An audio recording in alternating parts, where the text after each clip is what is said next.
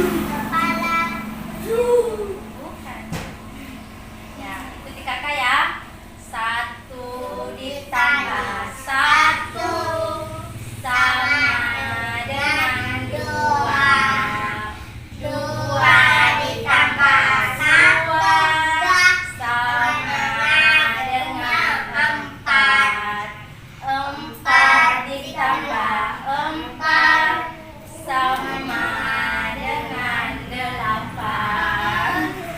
8 ditambah 8 sama dengan 16 ya.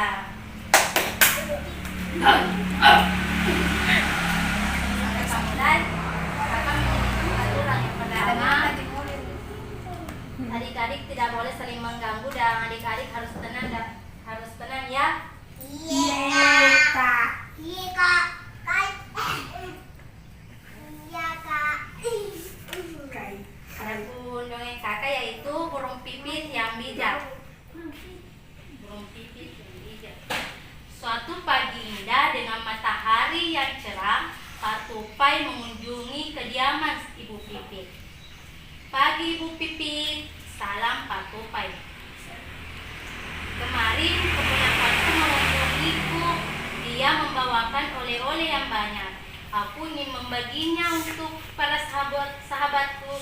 Ini biji kenari untuk keluargamu. Terima kasih Pak Tupai, ucap Ibu Pipit. Sepeninggal Pak Tupai, Ibu Pipit masuk ke dalam rumah dan memanggil anak-anaknya. Anak-anak, lihat kita punya apa. Kalian harus membaginya sama rata ya. Asyik, girang anak Ibu Pipit. Ibu taruh sini ya. Setelah Ibu Pipit mengurus rumah kediamannya, sementara itu anak-anaknya ingin mencicipi kentang itu. Ini aku bagi, kata salah satu Ibu Pipit. Dari 10 butir kacang, dia memberi adiknya masing-masing 2 butir. Ini sisanya untukku. Aku kan paling besar. Tapi ibu kan pesan untuk membagi rata, kata Titu, salah satu anak Ibu Pipit. Mendengar suara yang ribut itu, Ibu Pipit keluar dan bertanya. Sambil terisak, Titu menceritakan keserakahan kakaknya. Tak boleh begitu, Putih. Ibu tadi sudah bilang apa? Tegur Ibu Pipit. Kamu tidak boleh serakah. Tapi Bu, aku kan lebih besar. Perutku juga lebih besar, kata Putih. Ibu Pipit berpikir sejenak. Baiklah Putih, kamu memang lebih besar.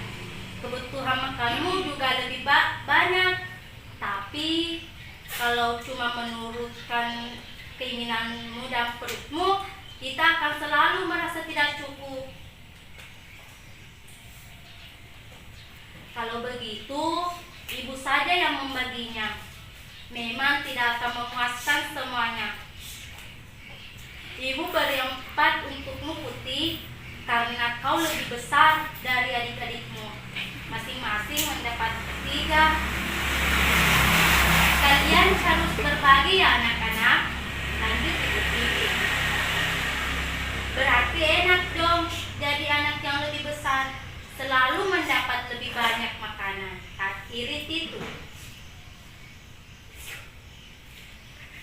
Ya, tapi perbedaannya tak terlalu banyak kan? Lagi pula, kakakmu memiliki tugas yang lebih banyak darimu. Dia harus mengurus rumah dan mencari makan. Apa kau mau bersikap tugas dengan Pak Putih? Tanya Ibu Neng Titu. Titu membayangkan tugas-tugas Putih, lalu ia menggelengkan kepalanya. Nah, begitu sesama saudara harus akur dan berbagi. Jangan bertengkar hanya karena masalah sepele, kata Ibu Pipit. Iya Bu, angguk Putih dan adik-adiknya. Yuk kita makan kacangnya bersama. Ajak Putih pada saudaranya. Ibu Pipit tersenyum melihat anak